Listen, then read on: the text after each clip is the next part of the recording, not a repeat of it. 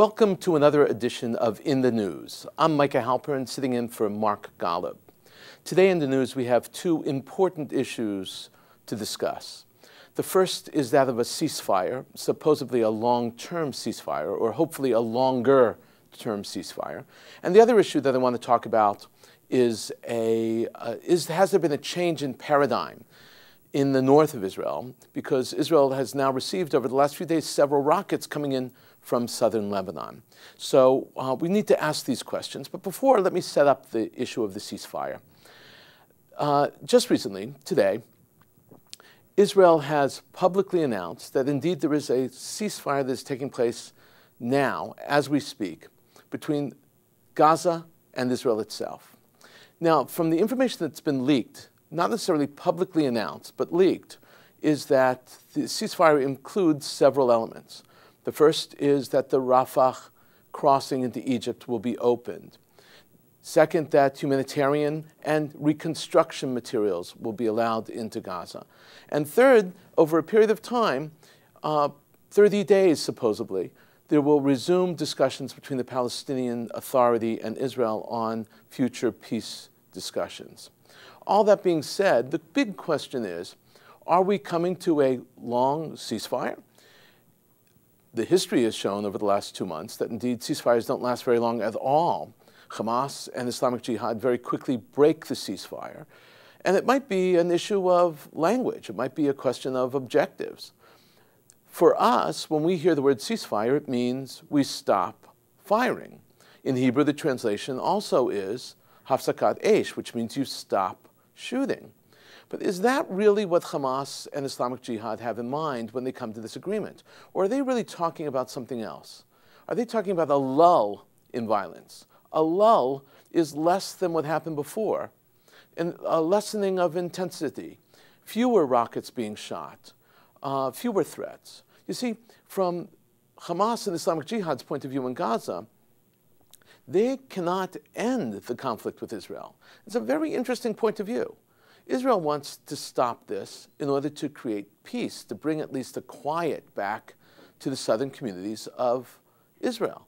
That's a very difficult objective if the other side just wants to create a lull in activities. So we have on the phone an expert on the Middle East, and his name is Dr. Josef Olmert. And I want to talk to him about these very issues, both the question here of the ceasefire with Gaza, as well as the second issue that I want to talk about, which is the question of rockets falling into the north of Israel. Yossi, are you on the phone with me? Yes, I am. Thank you. So let me ask you from the very outset, do you have any expectations that this ceasefire with Gaza will have any long-term standing? Well, as a matter of fact, I understand that there were some rockets fired even after 7 p.m. Time of the Middle East, but it may be related to the lack of discipline on the other side. Well, I believe that this time around there is an interest for Hamas and Jihad to at least have a ceasefire for some time, because clearly they've been badly beaten, and they might need this lull in hostilities. But from a perspective of the politics of the situation, I'm in total agreement with the assumptions you made in your introduction. Hamas and Jihad want to go all the way to Jerusalem. They said it today, and they mean it. One of the things that we have to understand about these people is that what they say is what they mean. And some of us in Israel, some of us in the U.S., sometimes believe that they just say it for domestic consumption. But that's exactly what the problem is. That's what the people want to hear. So clearly, there cannot be a real long-lasting ceasefire so long as there is no real lasting solution to the political problems.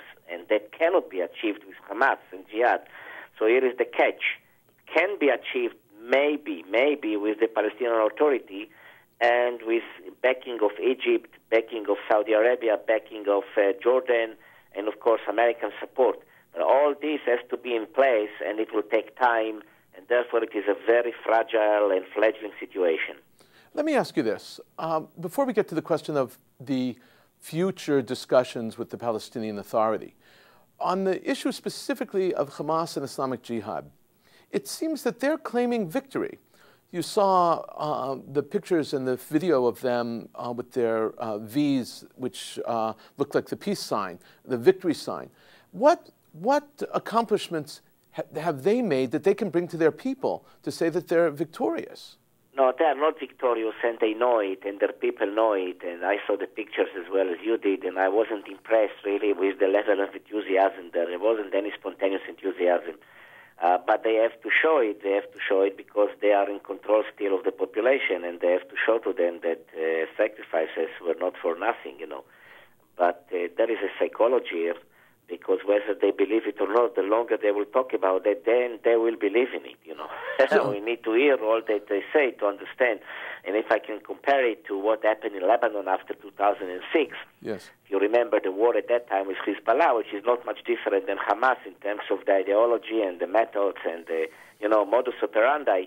Hezbollah at that time went to the street to celebrate victory, but their leader, Hassan Nasrallah, said, if I knew before the war started what would be the outcome of that, I would not have started it.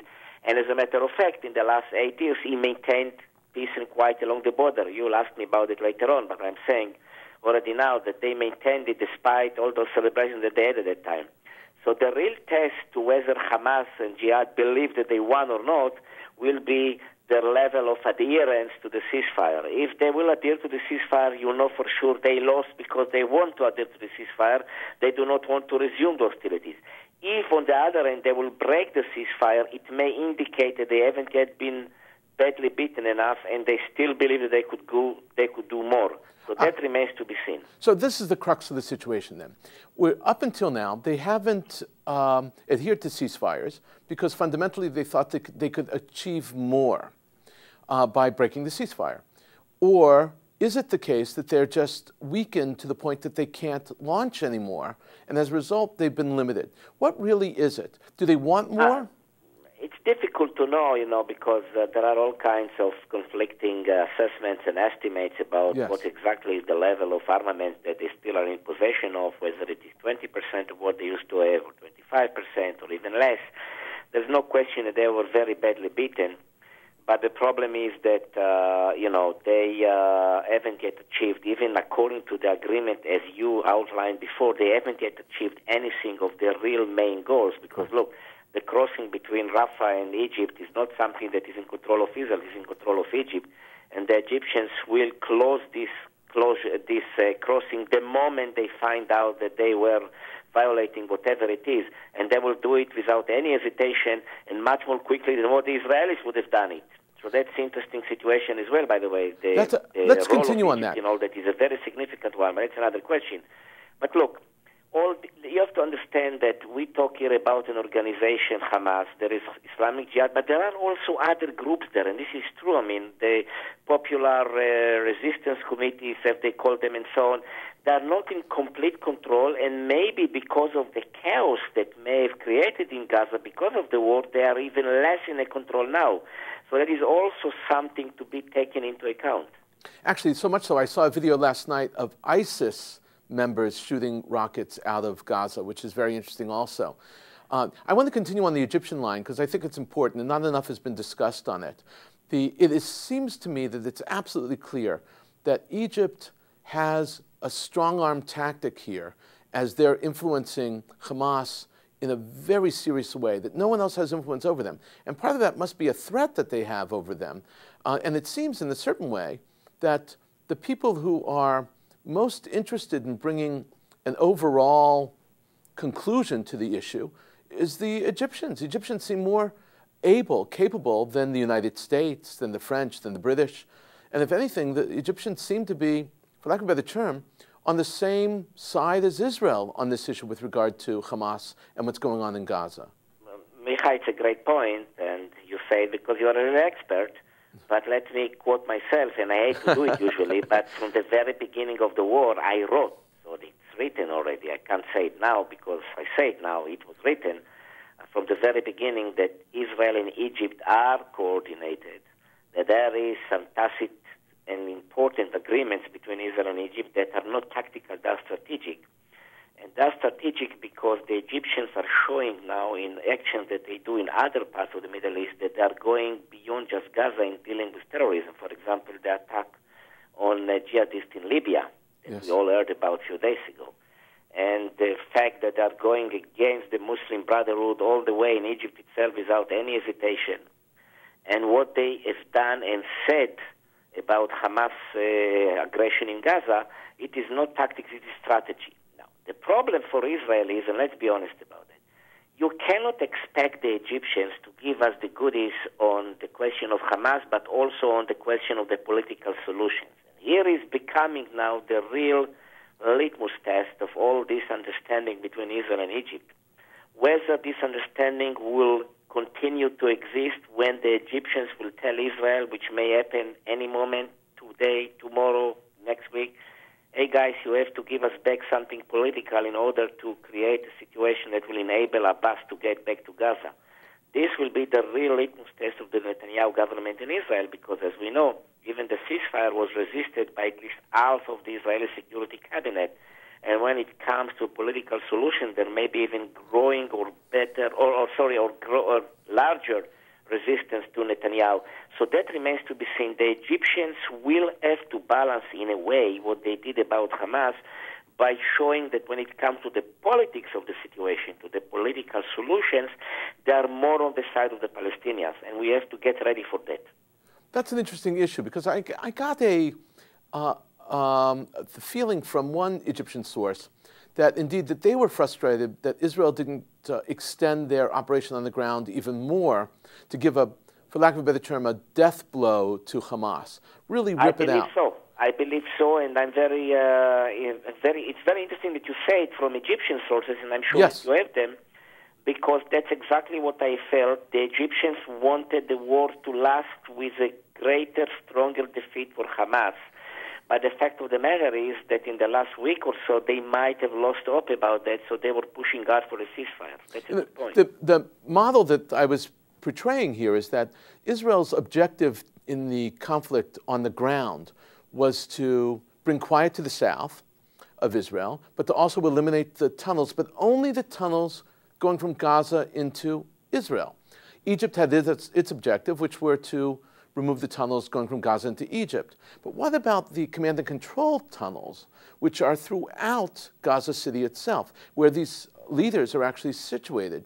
And those things, Egypt seemed to have wanted Israel to go strong against. Yes, that's true, but, with all due respect to those Egyptian sources, which I'm sure they exist, one thing is to say it, one thing is to stand behind it, because, look, the problem for Israel was, and this is a problem for every Israeli government, and let's be honest about that, whether it is led by Netanyahu or whether it will be led in the future by Bennett or Lieberman, not that I expect it to happen, but I'm just saying. Yes.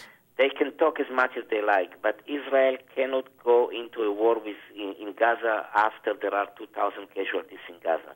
Not that Israel should not do it necessarily, not that Israel has no right to do it, but Israel lacks the political stamina to do it. It was proved yet again. And the Egyptians would have been the first or among the first to say to the Israelis, stop, if we came to 2,500 casualties or to 3,000 casualties. Because, look, the problem in Gaza was not military, it was political. The Israelis could have used much more firepower and go all the way and all that, But it would have created 5,000 or 10,000 bodies in the streets of Gaza. And we know, whether we like it or not, that could not have happened, period. And we understand that. So also the Egyptians, when they say behind the back now, Israel could have done more and all that, I'm not sure that they really mean it beyond just saying it. Well, I think what they wanted is they wanted a more serious blow to Hamas so that Hamas wouldn't be able to rebuild, but maybe another force would come into Gaza, principally the Palestinian Authority, which is part of the plan. Remember, Hamas really doesn't get much out of this plan, out of this ceasefire, which is... Well, that's exactly my point. Hamas doesn't get much. I said it from the beginning of your interview with me, and therefore I doubt whether this ceasefire will continue or not for too long.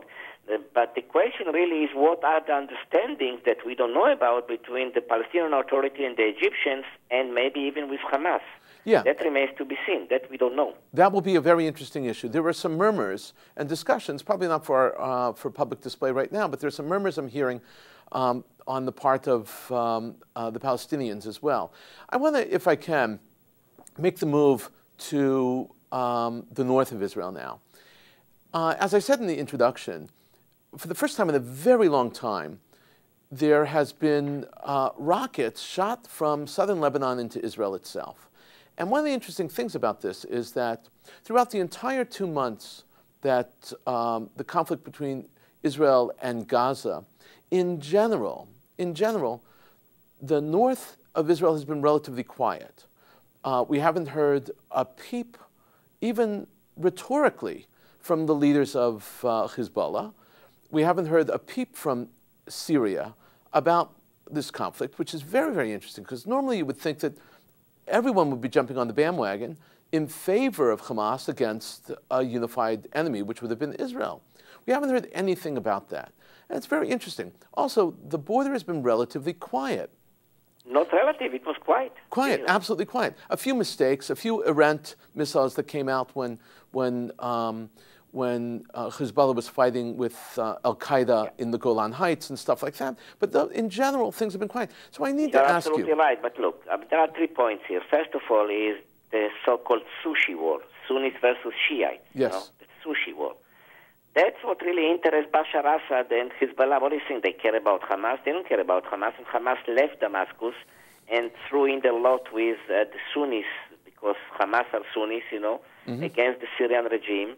And Khaled Mashal just a few days ago declared that there are problems between Hamas and Iran, and maybe the alliance between them came to an end, which is interesting because he said it while being in Qatar, which is trying to pursue its own policy about Iran. So it's a little bit complicated here, but overall, why would the Syrians be interested in what happens to Hamas? They don't care about them. Now, Hezbollah, on the other hand, they did talk about the situation, but they did it in a very cynical, typical way, and one has to understand what is the language there, because when Nasrallah said, Hamas are winning, basically what he said was, oh, they don't need us, they're winning, which was, a cynical way of saying, yeah, they are winning, but of course, therefore, they don't need us. So I understood it exactly to be what it meant, that in other words, the lead come to the help of Hamas. In other words, they're not. They let them be beaten by Israel. We're not going to get involved. They win, so they don't need us. The second point to be made here is that the rockets fired from Lebanon were not fired by Hezbollah. I am ready to risk my neck over that. If I am ready, Explain if I am wrong, I'm wrong. But I'm almost certain that I'm not.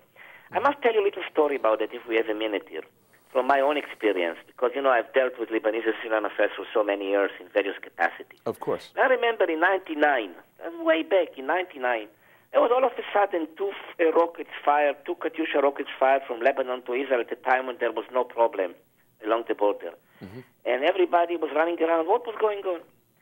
And then it was found out that a little militia called the Syrian Nationalist Party was celebrating the execution day of their leader in the same day, but many years earlier in Beirut. So they fired 2 rockets. They immediately were taken to task by Hezbollah, and since then nothing happened on the side of from the side of those guys, the Syrian nationalists, as they're called. Sure. What I'm trying to tell you is that even in Lebanon, under the grip of the Hezbollah, you can have and you have all kinds of little factions that might try to join the celebration, so to speak, or the fray by firing a rocket here or a rocket there, but it is not Hezbollah. Now, but that's what happens there.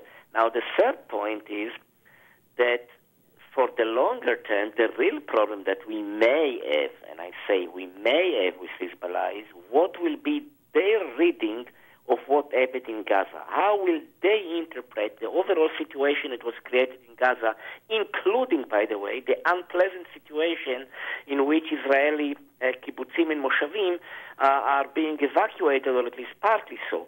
So the real question will be, what will be the strategic assessment that they will make out of all that? I'm not sure that I know what the answer to this is. I'm not jumping on the bandwagon of all those who say, oh, Israel lost its power of deterrence. It's nonsense. Israel did not. The question is what Hezbollah will make out of all that, and it is not something that we shall know the answer to in the immediate future, because in the meantime they are very busy about ISIS and the situation in Syria and all that comes with it. Well, it's an interesting question. I want to follow through with one very specific detail with regard to the parallel between Hezbollah and Hamas, and that is tunnels.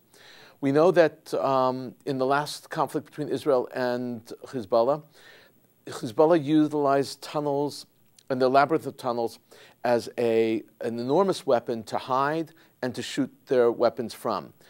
But in this conflict with Hamas in Gaza, they took tunnels a whole nother level by burrowing under the border in order to get into Israel and use that as a weapon to both bring forth terrorists and also to possibly kidnap Israeli soldiers or Israeli civilians. That was their objective. Do you see the possibility of Hezbollah utilizing that next stage of tunnel war that is bringing tunnels? Yeah, they could do that, yeah. Hopefully they won't do that. Hopefully there will not be a war with them. But yeah, they could do that. And I'm almost certain that there are tunnels like that, that might be leading all the way to inside Israel, And I would like to call your attention to the fact that in the past, at least, Hezbollah said on more than one occasion that next time around, if there is another round with Israel, they will try to occupy parts of Galilee. And yes, they might have meant exactly that, Hopefully it will not happen. I believe it should not happen, and it will not happen, but you never know. I mean, look, we have to understand one thing about Hezbollah. Their ideology is there. There's no question about it. That they are enemies of Israel, implacable, sworn enemies of Israel. Well, you don't need me for that. No. The problem is what really are their priorities. And here I would argue to you that the real priority is not Israel. The real priority is stabilizing the situation in Iraq, being a Shia regime there, stabilizing the situation in Syria, stabilizing the situation in Lebanon itself, and only then comes Israel. So it's along the way. But if, God forbid, we come to a military round, another one with Hezbollah, you can expect the use of tunnels to be there all the way. It's an interesting question, because now I want to come back to Egypt and Syria and Saudi Arabia and do something which is very interesting. I heard through another source that Egypt is actually influencing Saudi Arabia to change its perspective on Syria and Assad. Because up until now, Saudi Arabia has invested close to $2 billion in ousting Assad, supporting the rebels against Assad. Egypt feels, very importantly, that Assad's stability is actually important because of its rejection of ISIS and the other rebel groups that are so radically Not Islam. about ISIS, Micha. It's about the Muslim Brotherhood in Egypt. And the Muslim Brotherhood in Egypt. Exactly. That's where the problem is for the Egyptians, and you are absolutely right about that, because if you remember the last public appearance of Mr. Morsi, remember this guy? Yeah. Before he was ousted by the current guy, President General Sisi, was in a public rally in support of the rebels in Syria. Syria, exactly. So, exactly. So if the Muslim Brotherhood are in favor of the rebels, the Egyptian regime will be in favor of Bashar Assad. And that's exactly what we're seeing. But to convince Saudi Arabia to join, which means that they're feeling the pressure from ISIS coming down towards them, that means that we really are seeing a major shift we'll see what happens. I'm not sure that it's going to happen for two reasons. One of them may be that the Saudis are not so easy to admit their mistakes, and for them to go to make a turnaround of 180 degrees and move from being the most active opponents of Bashar Assad to be his active supporters would require a lot of it because it will also mean that they are losing ground to Qatar and all that are already on that side. There are a lot of considerations of honor and prestige that are very significant in the Middle East. But the other problem here really is that, what can the Egyptians do about the ISIS? They can't do anything unless they're being asked to send troops to support whoever fights ISIS, and I doubt whether they will do that, But they might still do it, so we'll see. In the meantime, I see no reasons to believe that the Saudis are changing face about Syria, but that can happen. Look, that's the Middle East. But for the Saudis to do it will require a lot more than just, a question of $2 billion. For them, it's pocket money. It's not the issue here. It's also a question of prestige. Yes, it's a question of prestige. Well said. I want to thank you, Yossi, so very much, Dr. Olmert, for coming on. It's always a pleasure. Take care. Thank you. Thank you. Bye-bye. I want to bring some conclusion to the discussion that we've been having with Dr. Yossi Olmert about this whole idea of the Middle East itself, the ceasefire, and the rockets that have been coming down from the north, from southern Lebanon into the north of Israel itself. What we discovered, and the discussion was actually very insightful, it's important to get voices like Olmert on air. He's got spectacular insight into what's going on into the region. But the important thing is that it seems that ceasefire is a relative term. So though it's been agreed upon between Israel, the Egyptians, and the Palestinian side, specifically Hamas, Islamic Jihad, and the others, as well as the Palestinian Authority, it's not necessarily going to, in his estimate and in mine, going to last for very long. And if it is, it's going to be a lull and not a total ceasefire itself. The big question, as he asked, and I asked the same thing, the big question, the big variable will be, is it, does Hamas have more to lose? And that's the big issue. It seems that they're at the point right now where they may have been beaten into submission. And if they are, then that means that, indeed, that ceasefire might last a little longer. On the question of rockets coming in from southern Lebanon, Dr. Olmert, and I agree with him on this level, it seems that it was not Hezbollah. It is all kinds of other groups that are articulating their point of view here, not necessarily. So it's not a change in paradigm. I think that's significant too. It means, though, that Hezbollah has objectives, and their objectives they're going to try to achieve. Part of that is not to step in, not to weigh in on the Hamas issue. Let them handle themselves. It's not for us. And that's an important, and I think helpful, because you don't want Israel to be fighting a two-front war on this level. And that I think we can breathe a little deeply and a good breath of fresh air, as well as breathe deeply on the question of some sense of security from that. So I want to thank him very much for articulating those points of view. I want to end this edition of In the News, of course, by also thanking you, the viewer, for checking in with us and being a part of our conversation here at Shalom TV. And before we sign off, let me thank our director, Sloan Copeland, our technical director, Serge Goldberg, our editors, Mark Baker and Corey Sivikoff, our producer, Carol Lilienthal, and of course, none of this would ever happen without our fearless leader, Mark Golub. Thank you very much from Shalom TV.